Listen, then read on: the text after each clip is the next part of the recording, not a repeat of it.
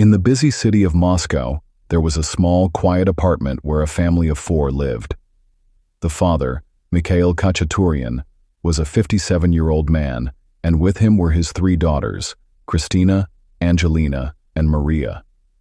They were young and beautiful, just 19, 18, and 17 years old. Many men in the neighborhood admired them, but something about them was unusual. The girls were always silent and distant. While other young people in the area laughed, chatted, and played outside, these three sisters rarely stepped out of their home. They didn't make friends, they didn't talk much, and they avoided people. They were like shadows, present but unnoticed. At first, nobody thought much about it. People assumed they were just shy or had strict rules at home. But what no one knew was that behind the closed doors of their apartment, a dark and horrifying secret was hidden. In the months that followed, something terrible was about to happen. Something that would shake the entire city and expose the truth about the Khachaturian family. It all began on a warm July evening in 2018, when emergency responders rushed to the Khachaturian family's apartment. Inside, they were met with a scene straight out of a horror movie. Blood was everywhere, and in the middle of it all, on the floor, lay Mikhail Khachaturian's lifeless body. His chest and neck were covered in deep stab wounds and cuts, his life ending in a brutal attack. The police arrived quickly and began searching the blood-stained apartment, trying to piece together what had happened. They collected several weapons: a knife, a hammer, a crossbow, a rifle, 2 air guns, a traumatic weapon, 16 bullets, and 16 darts. But even with all these weapons in the house, the biggest question remained: who had killed Mikhail Khachaturian? At first, the investigators had no leads. There were no signs of a break-in, no evidence pointing to an outsider. But the next day, when Mikhail's 3 daughters, Christina, Angelina, and Maria, were brought in for questioning, the case took a shocking turn. As the police interrogated them, the girls made a confession that no one expected. "We killed him," they said without hesitation. Just like that, the truth was out. The killers had been found. But what could have driven 3 young girls to commit such a horrifying act? The answer to that question was even more disturbing than the murder itself. The police were stunned. They had never imagined that 3 young girls, barely adults, could be responsible for such a horrific crime. The news of their confession spread like wildfire, and soon, everyone was asking the same question: why? Why would 3 daughters murder their own father in such a brutal and merciless way? What could have possibly driven them to end his life like this? The police knew there had to be more to the story. So, they dug deeper, and what they discovered was far worse than anyone had imagined. Mikhail Khachaturian was not just any father. He was a monster in his own home. His cruelty did not begin with his daughters. It had started long before they were even born. When the police spoke to Aurelia, his ex-wife and the mother of Christina, Angelina, and Maria, she revealed a terrifying truth. Mikhail had always been an abusive and violent man. Even before their marriage, he used to beat her mercilessly over the smallest things. And after they got married, things only got worse. Even when Aurelia was pregnant, Mikhail did not stop. He would hit her without hesitation, not caring about the baby growing inside her. On one occasion, he beat her so badly that she started bleeding. But instead of feeling guilty or stopping, he did something even more horrifying. As she lay there, bleeding and in pain, Mikhail simply looked at her and ordered her to make him tea. Aurelia also shared more about the painful past of her family. She revealed that Mikhail was not just harsh toward her, he treated their son, Sergei, the same way. He constantly bullied and mistreated him for small reasons. Then, after Sergei finished 8th grade, Mikhail forced him to leave home, telling him to take care of himself alone. Not long after, Aurelia herself was also driven out of the house. But it wasn't just that.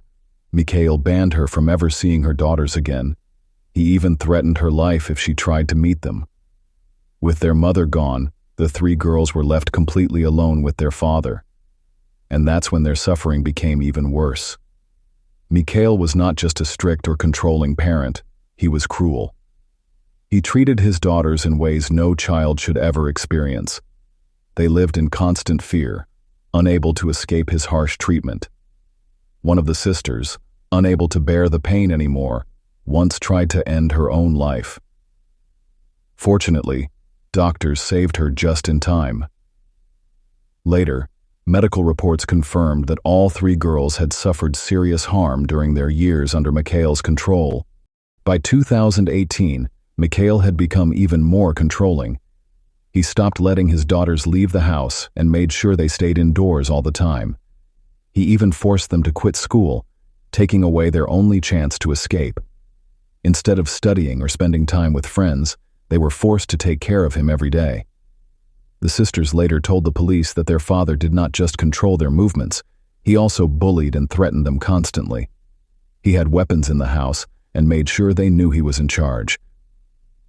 During questioning, Christina, the eldest daughter, revealed a shocking detail. She said their father had a special bell, which he rang whenever he wanted something, food, water, or any other item. He treated them like servants, expecting them to obey every command without question. She said he wouldn't even make the effort to open a window, even if it was right next to him. At this point, you might be wondering, why didn't the girls ask for help? Why didn't they report him? Well, they did. Further investigations later revealed that their teachers at school had noticed something was wrong and reported their case to the Public Monitoring Commission. But sadly, nothing was done. The authorities failed to take action, even after receiving complaints about Mikhail's abusive behavior toward his daughters. The sisters did not stay silent. They had tried everything to escape their father's cruelty. Their case was even reported to the police, but just like the other authorities, the police also did nothing.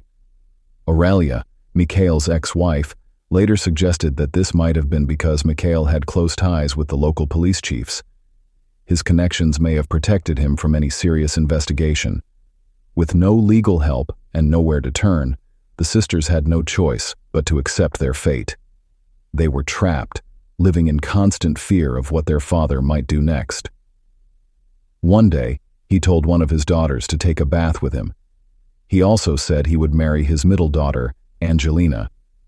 You have to understand that this man was mentally unwell, so he said strange and disturbing things.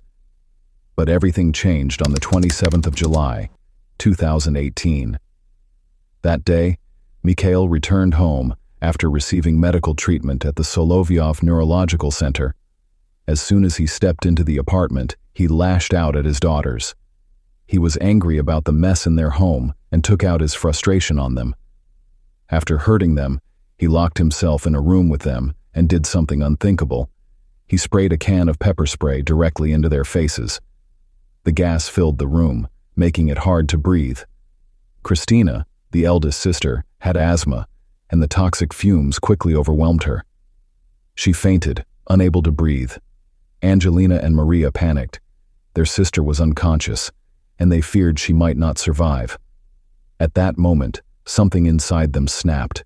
They realized that if they didn't act now, they might never get another chance.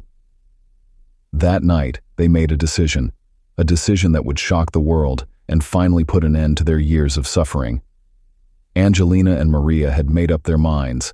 They would no longer suffer their father's cruelty.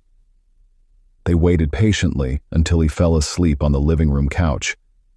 Once he was deep in sleep, they quietly grabbed a hammer and a knife from the kitchen and tiptoed toward him. With a strong swing, Angelina struck Mikhail on the head with the hammer. He woke up in shock, screaming for help. The noise startled their sister, Christina, who quickly got up and ran to see what was happening. Without hesitation, she grabbed the pepper spray that their father had once used against them. As he tried to escape, Christina met him at the apartment stairs and sprayed his face. He gasped, his body weakening, and soon he collapsed. Seeing their father unconscious, Maria took the knife and stabbed him. Once, twice, 35 times, ending his life. Afterward, the sisters used the same knife to cut their own bodies, creating wounds to make it look like he had attacked them first. Angelina then dialed the emergency number, her voice shaking as she told the police that her father was badly hurt and needed medical help. Minutes later, officers arrived at the apartment on Tuisa Avenue. They climbed the stairs and entered the home, only to find Mikkel's lifeless body lying in the hallway, surrounded by a pool of blood. His chest and neck were covered in deep stab wounds. With one glance, they knew he was already dead. At that very moment, as the police searched the Khachaturian home, they made a shocking discovery. Inside the apartment, they found a large number of weapons: a knife, a hammer, a crossbow, a rifle, and 2 air pistols. Along with these, they also found 16 bullets, 16 darts, and a considerable amount of cash. This discovery made detectives suspicious. They began to wonder if Mikhail had been involved in illegal activities. However, despite everything they found, they did not suspect his daughters for even a second. For their part, the 3 sisters did not try to hide the truth. In fact, they openly confessed everything. They admitted that they had taken their father's life, but they insisted that they had done it to escape years of suffering. They explained how they had endured physical, emotional, and psychological abuse for years, with no way out. They even stated that they would rather be in prison than continue living under his control. The police then spoke to the neighbors to confirm the girl's story. Nearly everyone described Mikhail as a strange and intimidating man. They shared how every afternoon he would arrive at the building and honk his car horn, and immediately his 3 daughters would come downstairs to escort him inside, almost as if they were his bodyguards. Some neighbors also admitted that they had often heard screams coming from the apartment, but they had chosen not to get involved.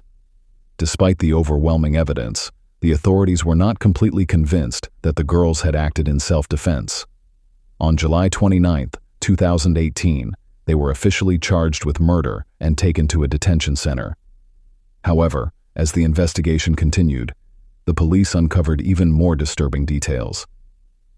They discovered that Mikhail had installed cameras throughout the house, allowing him to spy on his daughters whenever he was away. This horrifying revelation, along with the sisters' testimony, painted a clear picture of what they had endured. When the news of the case spread, it shocked the entire nation. The Russian public was outraged by the story of these 3 young women, and many people began to support them. The case became a symbol of justice, sparking debates about self-defense and victims' rights. A team of lawyers took on the case for free, determined to fight for the 3 young women. With legal support by their side, they underwent medical and psychological examinations. The results were heartbreaking. Angelina had severe injuries in her private areas, clear proof of the abuse she had suffered. Christina had scars all over her body, showing years of torment at the hands of their father. Both were diagnosed with post-traumatic stress. Maria, though she had no physical wounds, was deeply affected mentally. Doctors recommended that she not be held responsible for the crime, and instead be sent to the psychiatric ward of Batia prison for treatment. Experts in domestic violence testified in their defense. They explained that the girls had no other choice. The police and the legal system had failed to protect them. If they hadn't fought back, their father would have eventually killed them. In the end, the crime was classified as a reaction to extreme suffering. The court recognized that years of abuse had pushed them to the breaking point. With undeniable evidence of their pain, the truth was finally on their side. The sisters' lawyers argued that they had acted in self-defense. They pointed to the Russian Penal Code, which allowed self-defense not just in cases of immediate danger, but also in situations of ongoing abuse, like kidnapping and torture. However, the prosecutors pushed back, claiming the attack was planned. Since Mikhail had been asleep when they struck, they argued that the sisters were not defending themselves but taking revenge. This sparked a huge reaction in society. Human rights activists stepped forward, insisting that the sisters were not criminals but victims. They had never been given any protection while growing up. In Russia, there were no laws to safeguard victims of domestic violence, and this case exposed the harsh reality many suffered in silence. The case ignited a nationwide debate. People demanded changes to the law, calling for government-funded shelters, restraining orders, and programs to control violent behavior in abusers.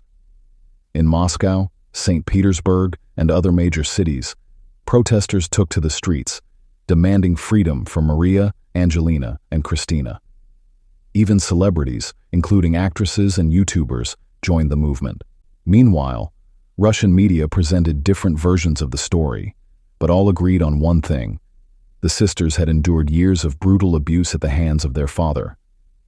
A petition was launched to change the charge to self-defense, gathering over 300,000 signatures. At the same time, women's rights activists demanded that the sisters receive psychological help instead of a prison sentence. They also called for Mikhail to be tried posthumously for his horrible crimes. Many people, including Mikhail's mother and sister, spoke out, claiming they had lived in the same house and never saw him act violently. The girl's cousin, Aaron, even accused them of lying about the abuse to ruin their father's name. However, medical reports told a different story. By mid-August 2018, investigators confirmed that Mikhail had mentally and physically abused his daughters for years. On June 14, 2019, the charge against the sisters was changed to murder with premeditation, giving them a sentence of 8 to 20 years for the older sisters and 10 years for the youngest. But on July 11th, the investigation committee added charges of torture and violence against Mikhail after his death. This change in the case showed that the sisters had suffered years of abuse, and their actions were about survival, not revenge. What do you think about this case? Leave your thoughts in the comments. Don't forget to subscribe, like, and activate the notification bell so you won't miss our next videos.